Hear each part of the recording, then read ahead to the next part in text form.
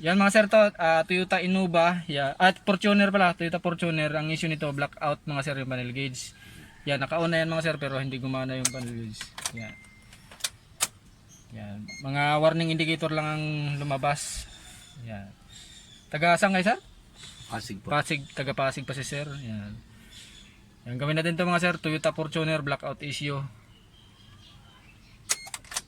Malayo na biniyahin ni sir, hindi pa rin gumana. Pero dati sir, may time na gumagana. Minsan gumagana. Ito lately, ano na lang. Hindi na talaga. Yan, tanong mga sir yung panel gauge ng ano, ng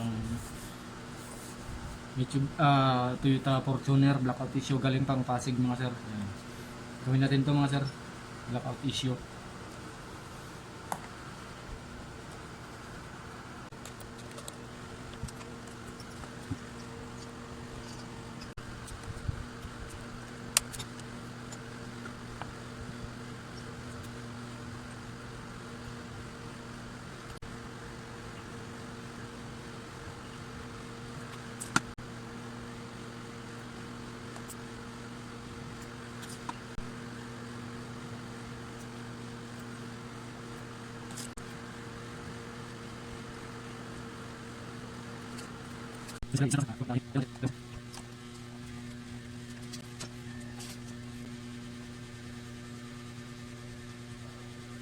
After repair mga sir, ito na siya. Yan, power up natin bago natin ikabit sa unit.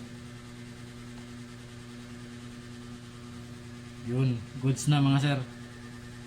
Blackout issue mga sir na Toyota Fortuner. After repair, goods na. Yan, nag-function na mga needle, tapos may display na. 204,000 yung odo ni sir. Yan, tapos medyo malabo na rin yung mga backlight niya. Oh. Tatanong ko na lang sa may-ari kung gusto niya bang magpapalit na rin ng backlight o sulitin niya muna yan. Total makikita pa rin naman yan kaya pag madilim, pero medyo malabo na. Ayan, dito banda sa speedometer at saka may part na malabo. Ayan, kabit na natin to sa unit mga sir.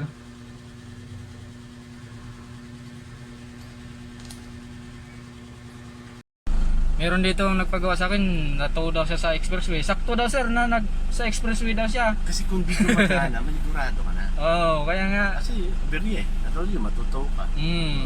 Doble gasto daw tuloy siya.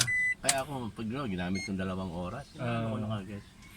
Yan mga sir, okay na yung panel gauge ng Toyota Fortuner blackout issue. Yan, after repair goods na. Yan. Daming gas si sir kasi nagpapultang siya lagi. kada alis mo sir, pagas ka kagad. Mahirap na maabala pa sa daan sir, no? Yun, maraming salamat.